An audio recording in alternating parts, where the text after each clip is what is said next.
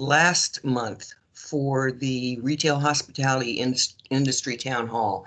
It was so engaging, and we came away with so much useful information about getting our Southern Maryland workforce back in place and helping out our businesses re-engage and restart. So you indicated an interest back in July in participating in a roundtable on a quarterly basis to share best practices and resource information and workforce needs. So we're happy to offer and facilitate that opportunity for you today. Your voice is extremely important in shaping our region's future. Ellen, would you like to join in? Certainly. Good morning. And I apologize for keeping my camera off. I seem to be having a few technology issues this morning.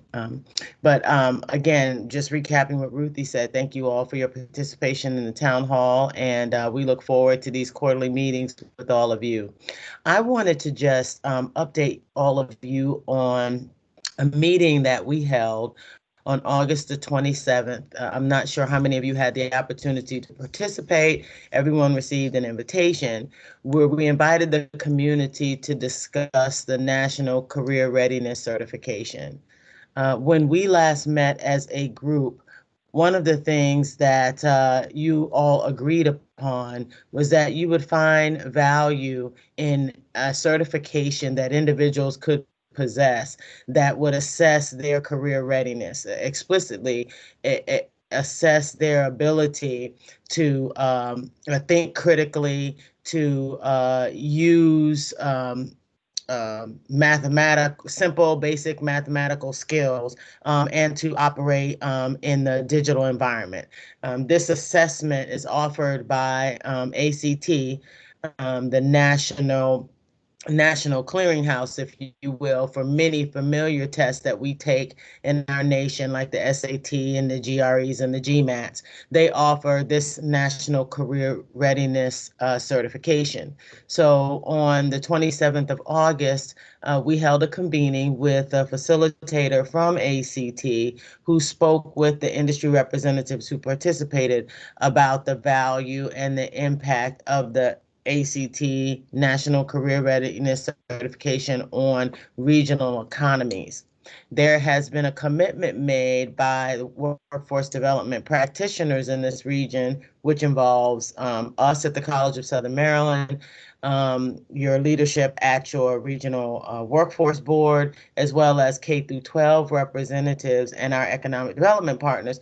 There's a commitment on our part to establish the Southern Maryland region as a work-ready community. And so our discussion was about the process for becoming a work-ready community, which means that we are going to be promoting the implementation of the National Career Readiness Certificate. And our ask for our industry partners is that you join us in saying that you would find the establishment of Southern Maryland as a work-ready community of value to you. And there is a website that ACT has where businesses can go and sign up and say, I support my community moving in this direction. And so during that meeting, we introduced that concept, and we're working with our economic development partners and our chambers of commerce to get the word out about our effort and to ask businesses to sign up. So you may have already, through your chamber or your economic development offices, affiliations, been sent the information about the certification and the opportunity to sign up. Our goal is to have 60 businesses or industry leaders sign up regionally by the end of October, so that we can put that commitment with our application package to say our industry supports this direction, and we're going to put in an application as a workforce community to get the support from ACT to help us get that designation. So certainly wanted to update all of you on what was happening with that. We're very excited about it. And if anyone has not received an invitation to sign up for that, we can certainly get that invite to you. I see a hand is raised. Stephanie? Yeah, I was just going to say I haven't received anything on that. If you can make sure that I get that, I'd appreciate it. Thank you. I will.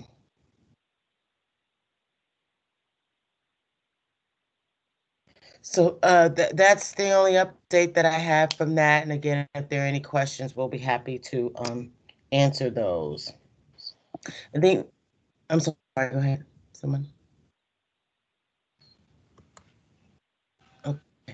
All right, so I think next we wanted to also talk with you about another area that we heard from you was of great need.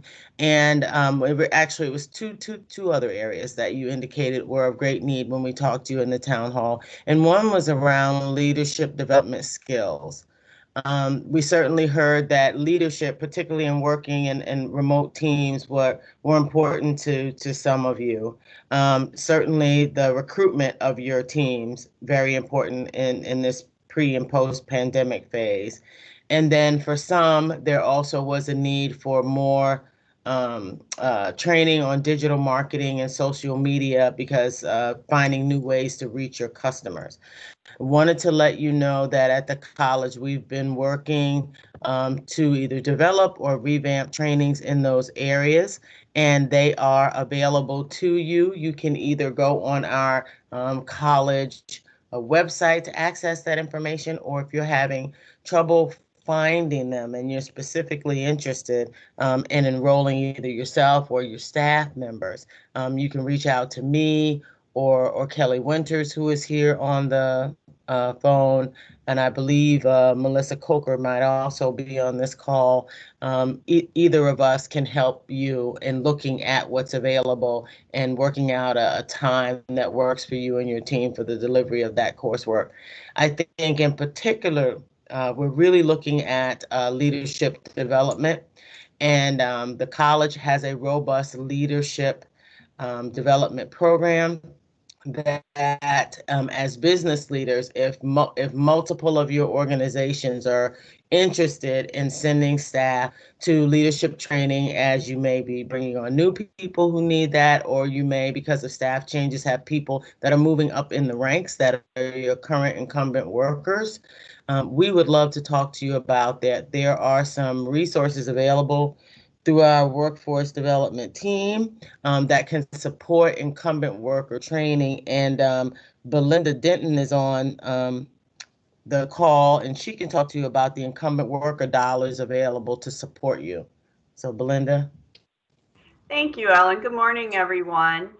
Yes, we have incumbent worker training funding that we are allowed to use via the Workforce Innovation and Opportunity Act. That allows us to set aside like 20% of our adult and dislocated worker funding to train your current employees.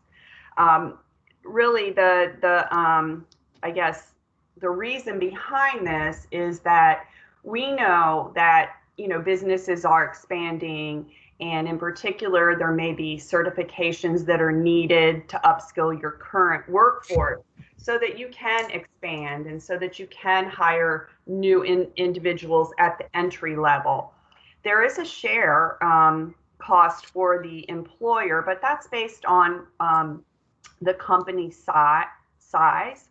So we could pay anywhere from 50 to 90% of that training. Simple process, you just have to put in a request to Salorm Agley, and I can put his email in the chat, and you just request it first week of the month for training, and we can set that up. We just need a few things, just the information about the trainer. But it's been wildly successful. I think last year we spent about $89,000 in training current employees in our region.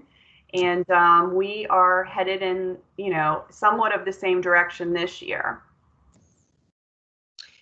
Yes, well, thank you, Belinda. And I'd like to add there is an additional program called Maryland Business Works that is administered by the Maryland Department of Labor.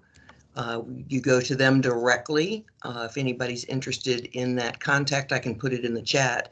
but they also have funds for incumbent worker training. In some cases, not as flexible as the local funds that we administer here, but they're there and they're being utilized across the state.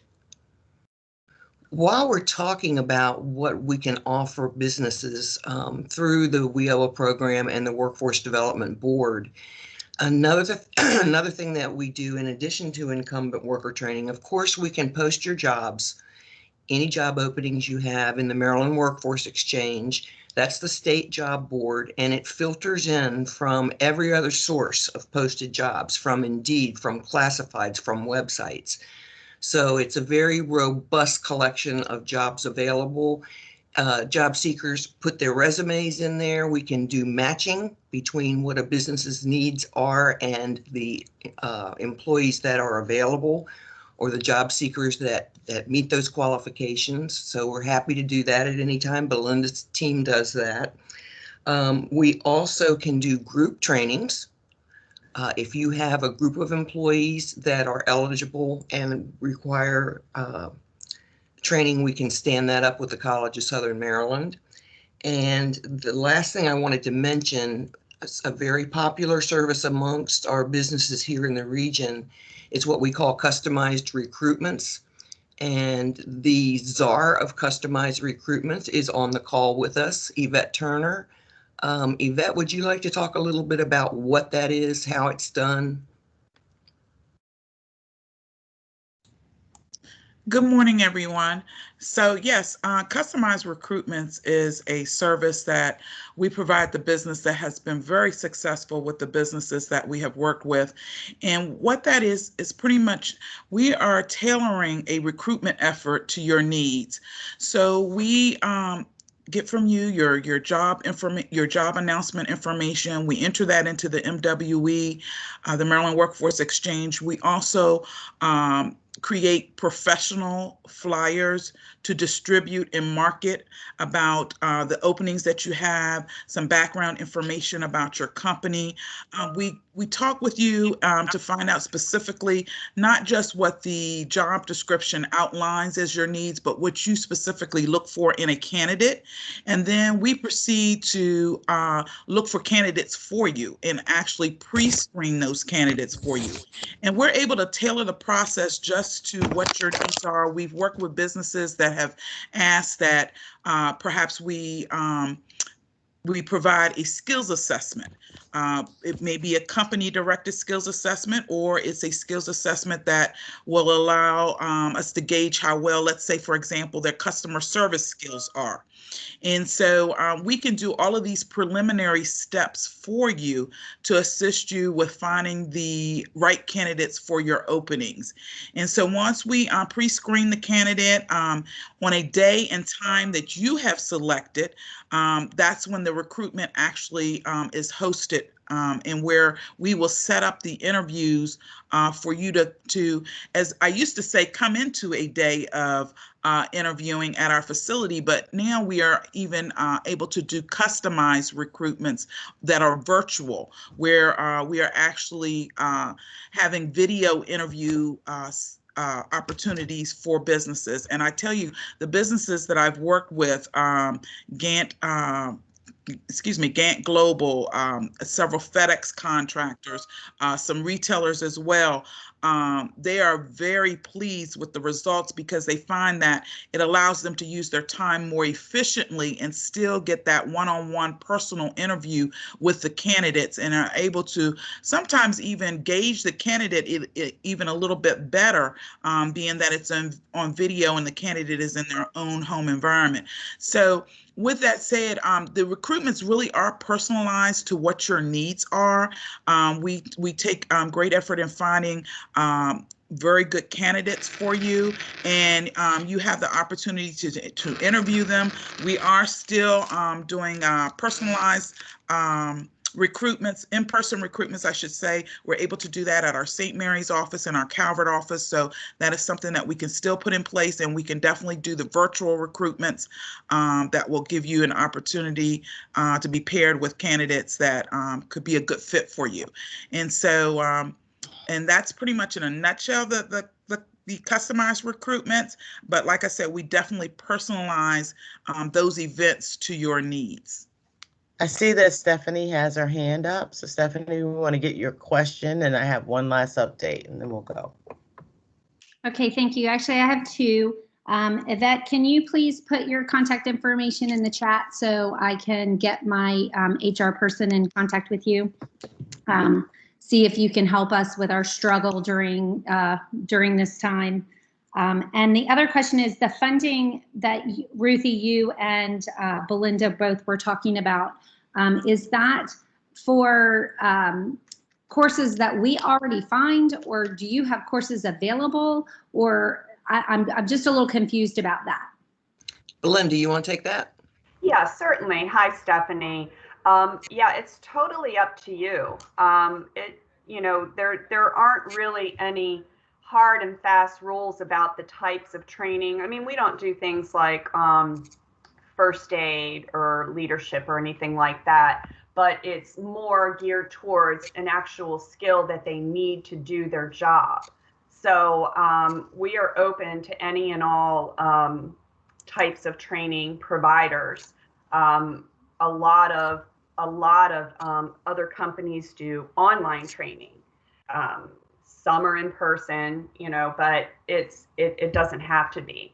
So, it just really, the training has to be integral to what they are doing to perform their job. The way that the law reads, basically, you need them to take that training to continue to grow and prosper. So I specifically, I'm sorry, Ruthie. I was going to say ServSafe comes to mind, Stephanie. That's exactly what I was thinking. Yes. For ServSafe or hospitality, is there funding available for if I, they're taking, I need a lot of employees to take ServSafe. Yeah, absolutely.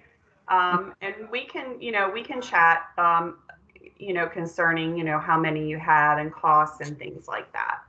Perfect. Yeah. Yep. Ellen, before we move on, can we bring Yvette back very quickly to talk about the event next week? Sure.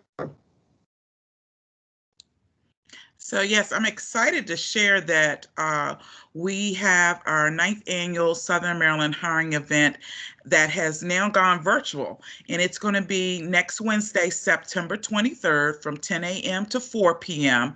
There are still booths open. The platform is really a very user-friendly platform for both the business and for the job seekers that come on board. We are anticipating over 1,000 job seekers to be online and joining the event. We have our mass advertising that has started this week, and we are seeing the numbers quickly start to pick up for registrants. The the hiring event does have a small fee of $125, but it will allow you to have a booth of your own that you are able to brand. You are able to chat individually with job seekers as they come in. You also have the option to have video interviewing. The booth will allow you to upload a company video, whether it be something as an introduction to the job seekers or just being able to share more information about your company's mission. And everything starts on September 23rd, so at 10 a.m. So you definitely, this is going to be an excellent resource to be able to gather talent for your current opening. So if you would like more information about this event, please go ahead and reach out to me. I did provide, as Stephanie asked, my information in the chat, and I can definitely send you over the link to register. But that is coming up in 1 week exactly. So next Wednesday, September 23rd. Thanks so much. Thank you, Yvette. Thank you, Yvette. So I have one last training update, and then we're going to shift the focus of this meeting. We're going to stop talking, and we want to hear from all of you in the industry. But this is your meeting, and we need to know what your needs are.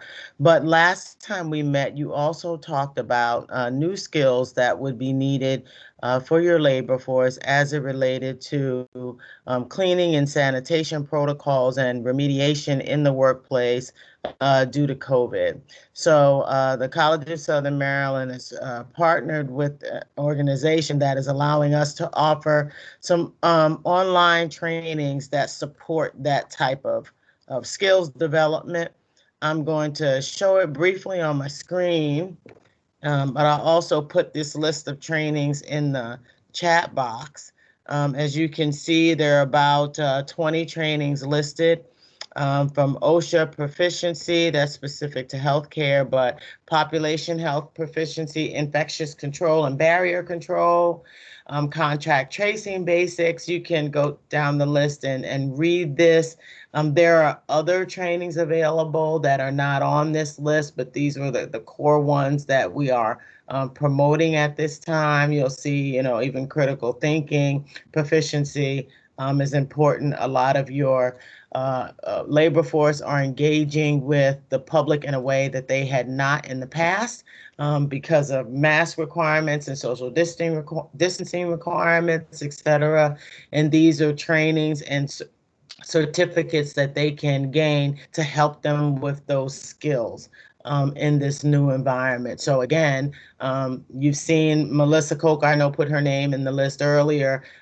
Please reach out to her if you're interested in having one or more of your employees go through any of these trainings. We're very excited to bring them to you to help you again through this post-pandemic process. And so with that, we're going to turn the floor over to all of you, and we have a question to help prompt a conversation. But this is your forum, so if there's something else you'd like to talk about, we'll talk about that. But let me get the question that we've put together for you.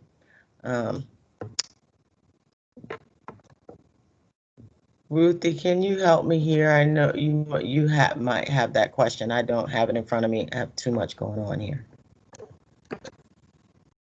Yes, now that schools have opened, what impact, if any, on your workforce are you seeing relative to parents trying to work and help their students? And so we'd like your feedback. What's happening now? Thank you, Ruthie. What's happening now at your businesses that's impacted by, parents having their kids back in school? So Stephanie, your hand is raised. We'll go there first. Yeah, so for me, it's been a bit of a challenge. I do have some moms that are they were, primarily my day workers. So I am in major search of day employees because I had moms that have always worked for me for days, and now they're home schooling their children. And, the juggle has just been very intense for them. And of course, I work around whatever schedule they need because this isn't their fault. But it's been a lot of challenge for us. So it sounds like the recruitment services that Yvette talked about could be very beneficial for you at this time. So that's good. Yeah, I'm texting my HR person as we speak, and I just put all of Yvette's contact information. I said, please call her. Anyone else? What's happening?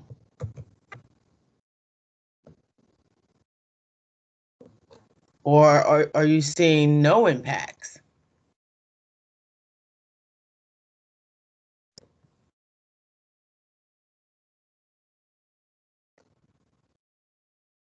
Good morning. Good morning, Michael. Okay, so I guess the good news is that the childcare issue is not impacting labor force. It seems like broadly across this industry, which is good. So Stephanie, we have some resources and supports for you. Michael's indicating that he's let some of his crew members bring the kids to the building. And Michael, you're in the hotels. Yeah, they have a bit more space to be able to do that. Certainly understand. What other challenges, if this is not a challenge for you at this time, are there other challenges that are starting to present themselves as the state has gone into phase 3 and we're continuing to move forward that you would like to discuss from as it relates to your workforce needs?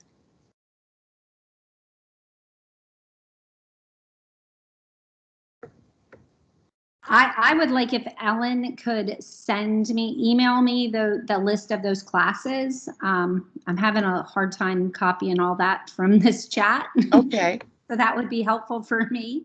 We'll do that. I'll tell you what, I've been doing stuff with the different boards with Ruthie for years, and I have taken a lot of notes and a lot of to-dos just from this,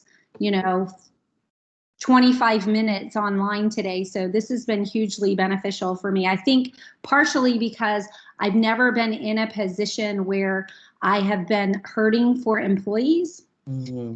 In 20 years, have not been in that position, and it's just now. Mm-hmm. Yeah.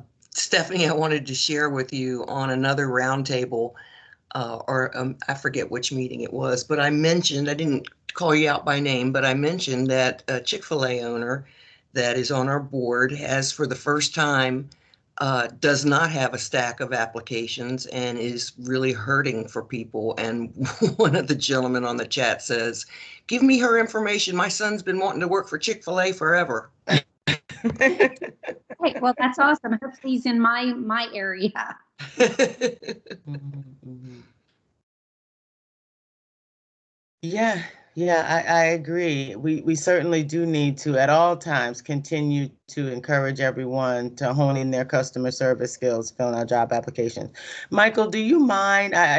You might be chatting because coming live might be an issue, but I'm just wondering for the hotel industry, are occupancy rates coming back up? Are we starting to see? I saw something on the news last night where the DC Convention Center is starting to open their doors to allow for small groups and then virtual broadcasting of conferences. So if you have a 100-member conference, 50 of them can join live, and the other 50 would join virtually, and they have this entire setup to begin getting the conferencing and hotel movement going back again. So I just wondered, do you mind sharing? Oh, wow. Everyone see that the hotel sold out. Could I piggyback on something that was already mentioned? Ellen, this is Tony Gorman. Sure, Tony. I just wanted to mention businesses that I've been working with, in particular hospitality and retail, customer service. They are all looking for staff too for the first time. So there's a lot of opportunities out there, and I'm experiencing the same thing with my customers as well. So I think we've offered two solutions for that today. One is certainly the customized recruitments that Yvette talked about. Certainly the other is the virtual job fair that's coming up, which is very, very important. But as an industry group, again, if there's things that we can do together, multiple businesses working together to just focus on something specific for retail and hospitality, we'd love to hear your ideas. If you don't have them today, at our next town hall meeting, what would you like to get together as an industry and do in this region to highlight your needs to others, whether they're job seekers, whether they're other B2B partners? What can we do to highlight the needs of your industry as a region? Or maybe you want to talk to elected leaders as an industry. So I think there's a real opportunity. The power of this convening for you guys. This is truly for you. We did a lot of talking today because we wanted to bring back to you the things that you indicated you needed. And so our responses were in that vein. But truly, we hope that this is a time where you tell us what you need, so that we can help either support that or point you in the direction of what it is that you need within the region. So I'm seeing a lot of things in the chat. Looks like we're doing some great hiring. And it's wonderful that Ellen, can you hear me? I don't know if it's, sorry. I'm sorry, who's talking? It's me. It's just my connection. You were breaking up, and I don't know if I was breaking up or not when I was speaking. So sorry for the interruption. But I also wanted to add to that. We obviously Tri-County Council. We're doing a lot of recruitments. Working with Yvette, and that's our staff. But what I wanted to say is, they are looking for training. So I think this is great. The businesses that I've been working with, their staff, they're really in need of training. So I just wanted to piggyback on back of what has been said already. And I don't know if I'm breaking up or not. No, I can hear you. You can, okay, because you were a little bit. It might be It's my probably connection. my internet. I'm pretty sure it is. It happens a lot over here. But continue. Well, I was just gonna, I noticed just this moment that Catherine Stormont with our St. Mary's County Economic Development is on the line. Catherine, I'm gonna put you on the spot. I know you're doing a lot working with businesses in St. Mary's County, and particularly, you wanna add to this conversation about the needs and things you're addressing in the county to support retail and hospitality? Sure. Good morning, Ellen. And also on the line from St. Mary's, we've got Kelly Hinkle, our Deputy Director, and Destiny Allen in our business development, so they can certainly report in as well. I'll just give a little overview on a recent effort that we conducted specifically out to the food service providers, because we know that they have a particular set of needs during this time. In addition to hiring in general, they also have reported back to us that they're finding a little disconnect that's difficult with the staff that they do have on board, because food service is all about customer service, and the customer always being right. And they say that the restaurant owners are reporting back that they're having to be in that awkward position of enforcing a lot of the COVID requirements and trying to ensure safety in the environment while they're conducting business has been paramount, and not always an easy goal. So they are, in that position where they need whatever kinds of support that can be provided for encouraging the following of guidelines and the safety procedures, as they are in that capacity now of having to sort of do both. The other item that I think was of a particular challenge to this group is that with the expansion of outdoor seating, they've been able to reclaim a lot of lost business. But as the seasons begin to change, sorry for the noise outside my window. As the seasons begin to change, the outdoor seating may be eliminated with the colder weathers, and there's concern as to how they can best accommodate under the current guidelines, and they will lose some seating capacity that they were able to add to the mix there. So these are things that we are looking at from St. Mary's in terms of the food service providers in specific, because these are very unique requirements that they have, and I think are struggling with these challenges under these times. Kelly or Destiny, do you all have anything to add to that? Catherine, nothing to add to your statement about our efforts, but just to remind everyone that we still have funding available through the CARES Act COVID relief program that the department is managing. Based on the current number of applications we have and our projections on what will be funded, we have a little over $300,000 left. So we are winding down, but there is still funding available. Thank you. And Catherine, I just wanted to respond that you made an interesting point. In fact, you reminded me of something I was thinking about when Governor Hogan announced the move to stage 3. and that the emergency operations status for several counties was being removed, I wondered if some of the permissions and permitting to have that outdoor dining were going to be pulled back and what impact that might be having on businesses. It didn't appear from the outside looking in that was the case. We continue to see the outdoor seating allowances, and certainly businesses will need to pivot again who took advantage of that opportunity, who now have to be indoors. And so maybe a conversation, and I'd want to hear from industry about, particularly maybe the food service industry, about dining indoors and what protocols they're going to be putting in place this winter might be a great conversation to have. Mm-hmm.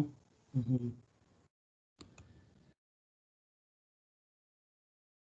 Any other thoughts, comments, issues that you want to bring to this table, either for us to talk about today or to bring more information to you about when we meet next quarter? I'm sure a lot's going to happen between now and then.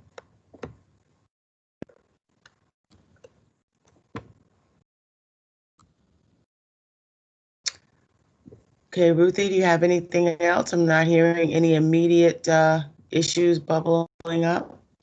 Oh, only to thank everyone. You know, the work that we do with the Workforce Development Board at the Tri-County Council and the work that Ellen does at the College of Southern Maryland is absolutely dependent upon what you tell us, what industry needs. So we find these conversations extremely valuable, and we encourage you to contact us. Don't wait for the next quarterly town hall. If you have ideas or needs or questions, please reach out. And thanks for today. Mm-hmm. I see there's a question from Angela. Actually, and I see there's two comments in the chat before we close. Interested in assisting with soft skills in St. Mary's County. Oh, definitely. Are you looking for soft skills training for your employees? No, ma'am. I'm actually certified in corporate etiquette and children's etiquette, and I feel like I could help in assisting with the soft skills that are needed in our area. Okay, wonderful, wonderful. Melissa, do you see Ms. DeMilo's information there? Can you put your contact information in the chat again? Absolutely. Absolutely. Oh, I see Kelly is saying something. You want it to go to you, Kelly?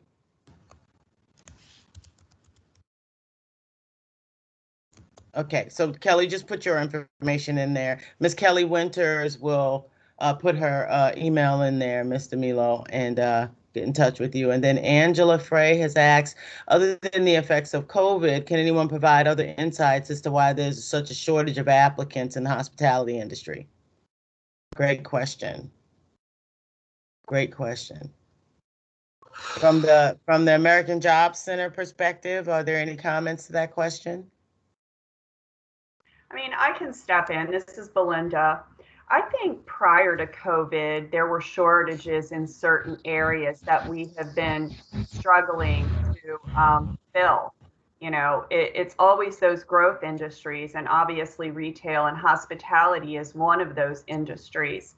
And I think there was a shortage prior to COVID. So it's something that we have to work earnestly in trying to attract people to those particular jobs. The other thing I might offer is we often do what we call Industry 101s, which are informational sessions that we can hold virtually that will bring in some representatives from, say, a Stephanie and a Michael, to talk to job seekers about what the jobs are like in their industries, what the opportunities are like in terms of career ladders, in terms of advancement. So we would be more than happy to stand one of those or several of those up if you like. Yes, and we have been moving forward with doing those types of events virtually, and they've been working out quite well. And we have a new platform that we've been using that is perfect for those types types of presentations. So we certainly welcome anybody in the industry that would like to, go a step further and see if we can promote the careers within retail and hospitality. And you can contact me. I'll put my email in the chat box if you're interested in that. I think that's a wonderful idea. This is Ellen. I don't know exactly what you call those events, but I really think when you have those types of opportunities to showcase an industry, if it's an industry showcase, it's an opportunity for industry to come together and tell the community the benefits and the value of what that industry has to offer. And all of you know that, people have they assume what it is to work in retail and what it is to work in hospitality, and it's not at all a glamorous assumption. So I think hearing from the industry what great opportunities there are to work in your industry is probably a great way to showcase what it is you do as an industry. And so, of course, Ruthie, as always, we support you in any way possible to help with those types of things, but I think it's a great opportunity. And I see two hands raised. Let's say Stephanie and then Yvette. Hi, so, Ruthie, your question, why are there a shortage of applicants and different things? I mean, I'm gonna put it out there. This might not be the most popular answer, but I can tell you that I answer inquiries about unemployment payments on a weekly, if not more, basis right now. And I think because of COVID, unemployment has been easier to get. I think when that gets scaled back, I think we're going to see people coming back to work, and and hopefully that soon. I've never in 20 years had so many unemployment things that I've had to fill out and respond to as an employer. And in every one of them, I said, I have work. Please don't pay them unemployment. Tell them to come to work. But unfortunately, I think that system might be a little broken now. It was beneficial in the beginning, but I think it's a little broken. And then with Kelly, if you ever need any help, I've done some things at the schools as well, talking about interviewing skills and different things like that. If you ever need something, just let me know. And if my schedule allows, I'll definitely help you. Yvette. Thank you, Ellen. I just wanted to share with everyone, Ruthie mentioned about our informational sessions, and to let you know that I am planning an informational session, particularly for the restaurant and hospitality industry right after the hiring event. I have had many reach out to me within that industry about the needs and the concerns there with filling many positions from entry level on up to management.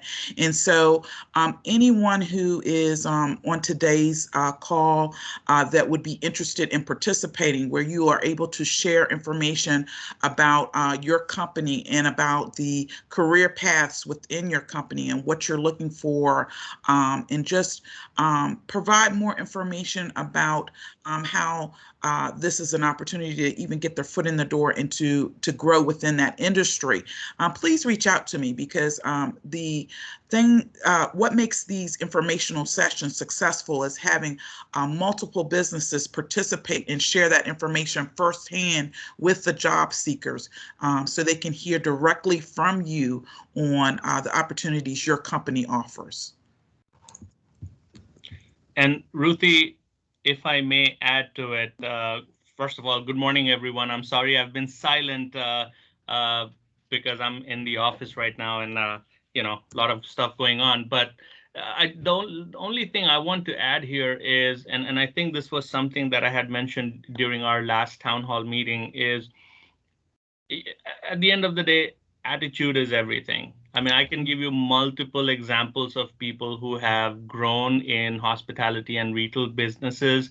And, traditionally, hotel jobs or restaurant jobs are not really very attractive to the general mass because they think it's very labor intensive. And it is. There is nothing glamorous about the job aspect itself. But what I can guarantee is these are some of the most stable industries. People get bored at home, they go to a hotel.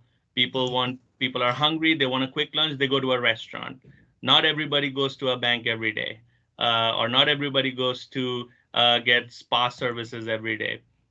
So we are one of the most stable industries, and we offer very strong career paths. I started as a bellboy back in 2007. I'm still a bellboy at heart, and I'll jump to help anybody who I see struggling with their luggage. But guess what? It- you know, I had the attitude to make it as far as I want to go, and I'm now here. My vice president of the company started as a dishwasher at a small bar in New York. Today is the vice president of operations. Everybody sees that where we are now, but nobody sees where we came from. But at the end of the day, that should tell people that you can start from scratch. You just have to know where you want to go and how far you want to go. Sky is the limit, because no matter where you go on this planet Earth, there will always be a B&B somewhere. Good points. Goodness, excellent points. You definitely need to be on that panel at the industry. Yep. That's excellent point. Yep. That's excellent point. Hey, Ellen, this is Pam. Good morning, everyone. As the Workforce Operations Manager, my team consists of career counselors, and I think this is a really great discussion as we work. We're boots on the ground with the job seekers. And I don't know if Mr. Greg is on here, Mr. Greg Holtz, who is the program manager for the youth program. But these are the conversations that we really need to continue to work with our career counselors and our youth service specialists to make sure that we're promoting this, working with Belinda and Belinda's staff as they're doing these informationals. And certainly we have job clubs. I know one of our career counselors, Dr. Rochelle Edwards, is on the line. And so I know this is big for us to consistently really show and be able to demonstrate to our job seekers, both young and more seasoned, career pathways in this industry to help to promote this. So, we really need to keep this conversation going and to continue to encourage really from the ground level, and really be able to also integrate training and development for opportunities of what's going on at the college, to really help to upskill these potential employees, like Michael said, that bellhop today, general manager, years from now. But I think that people need to be encouraged. I think fear is a big factor right now, or has been a factor. We've heard that many times just working with folks, virtually in the last several months during COVID. So I think this conversation, we really need to continue to go on, and then, doing what we have to do to put feet on these things and make them really relative to our job seekers. So I think this is great discussion. And so I just wanted to add to that, and it may be something for us to explore even further when we do meet again, is that, from the national industry associations or even the statewide ones that support retail and hospitality, I wonder what industry-wide promotional resources they might have that we can leverage. gonna age myself here a little bit and tell you about an experience I had as a very young person watching a television show by the name of Hotel. There used to be a television show on called Hotel, and some of you know what I'm talking about. And when I watched that show, I used to think that I wanted to work in a hotel because it was a beautiful place. All kind of scandal and crazy stuff happened in this hotel. And honestly, I thought that working in a hotel had to be the coolest thing in the world. So while that wasn't an industry promotion, it was certainly Hollywood. There are things like that that can help people see the inside of occupations in a way that just telling them would not. So Catherine and Pam remember hotels, so I don't feel so. So what other resources might we leverage as we communicate the opportunities within the labor force, these workforce areas? So yeah, I just wanted to bring that up. So now everybody remembers. Thank you, guys. Hell's Kitchen scares people away, Stephanie. Why? You have to answer that. Why? She's not gonna say. You're muted, Stephanie. I don't know if you're talking. Any other comments? Oh, they're mean to the employees. Yeah, they are. They are mean. So Ruthie, do you want to wrap us up? Just by saying thank you, everyone. I think we have some action items going forward. We will definitely, after next week's hiring event, stand up this informational session, and we'll call on several of you to participate in that. Yvette will be putting that together. And again, thank you for your time and your insight. Your time is important, but your insight is essential to the work that we do at Tri-County Council and the College of Southern Maryland. So thanks so much and have a great day. Great week. Stay safe, everybody. You too. Thank you. Take care.